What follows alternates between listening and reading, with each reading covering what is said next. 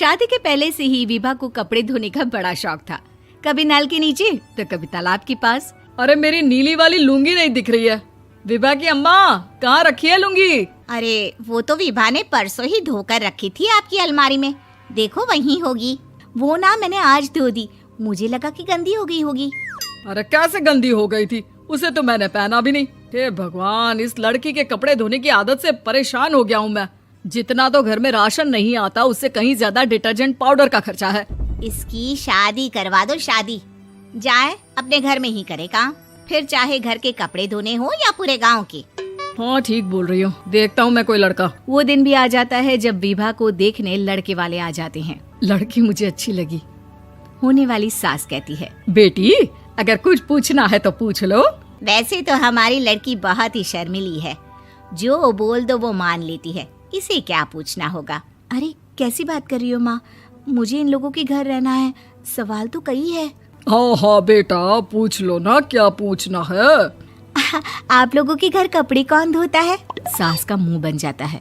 देखो, अगर तुम ये कहना चाहती हो कि तुम्हें कपड़े धोने नहीं आते तो सुन लो, कपड़े मैं ही धोती हूँ, लेकिन तुम्हारे आ जाने के बाद मैं रुमाल तक नहीं धोऊंगी। अरे चुप रहना भाग्यवान, बहू बेचारी घर आई नहीं, उसे डराना शुरू कर दिया।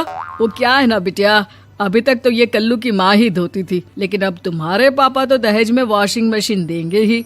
तभी विभा की माँ बोल पड़ती है, सवाल भी पूछा तो क्या। वैसे भाई साहब, मशीन की तो फिर भी कपड़े धोने की कैपेसिटी होती है, मतलब जो बिटिया दे रहे हैं ना विभा, इसे कपड़े धोने का बहुत शौक है। ये आप लोगों के क्या आस पड़ोस गांव मोहल्ले सबके कपड़े धो दे और उफ तक ना करे।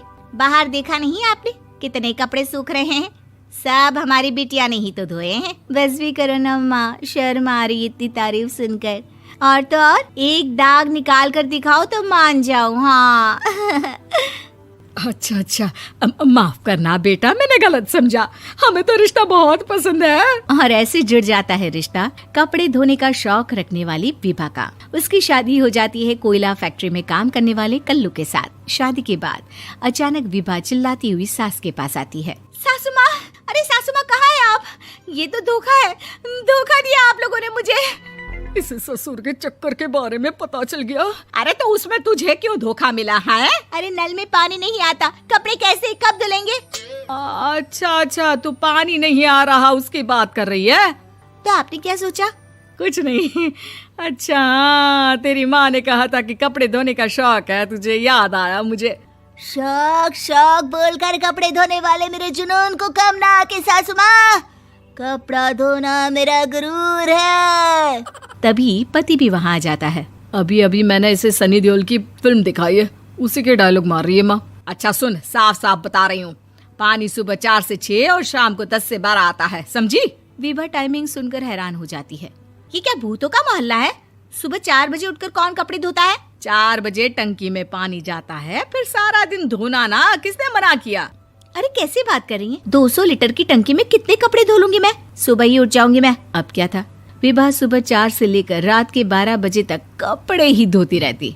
एक रोज सास पड़ोस से निकलकर कहीं जा रही होती है कि साथ वाली कहती है, हाँ कल्लू की माँ, जरा ये बताओ कि 2 साड़ी है, 2 ब्लाउज और एक पेटीकोट और एक नाड़े वाला लंबा कच्छा। हाँ तो? अरे तो क्या, कितना लोगी धुलाई ये बताओ। धोबन दिख रहे हैं हम क्या? हमारे पति सरकारी नौकरी से अभी अभी रिटायर हुए हैं और बेटा सुपरवाइजर है कोयला फैक्ट्री में। धोबन समझ रखा है हमें।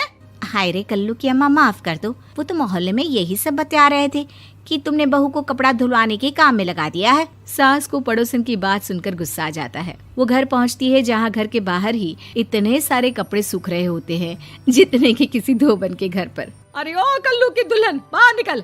माँ जी यहीं आ जाओ, बाथरूम में चादर धो रहे हैं हम। अरे अभी हम धोते हैं, तुमको बाहर निकलो। ये आस पड़ोस वाले बोल रहे हैं कि हम बहू से कपड़े धुलवा धुलवा कर उसे कपड़ा धोने वाली बना दिए हैं। अरे छोड़ो ना माँ जी, किन लोगों की बातों में आती हो?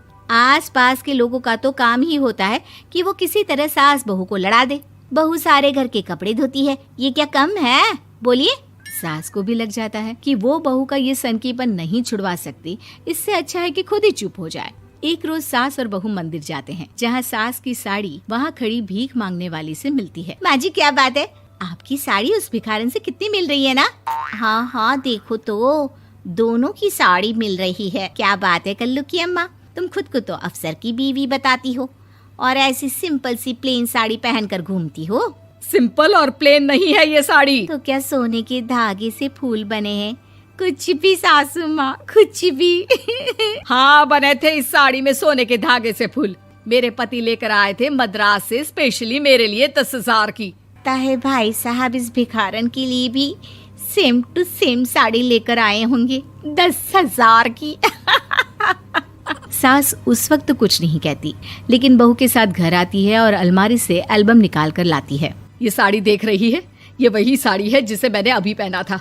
इस साड़ी में ये जो चमकदार फूल दिख रहे हैं ना, ये सोने के धागों से काढ़े गए हैं।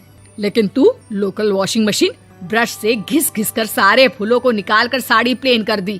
मुझे माफ कर दीजिए सासू माँ। और तो और, जब मैंने तुझे तेरी गलती के लिए कुछ नहीं कहा, लेकिन तूने तो सबके सामने मेरा मजाक ही बना दिया। क्यों? बहू को समझ में आ जाता है कि अब से उसका कपड़े धोना बंद।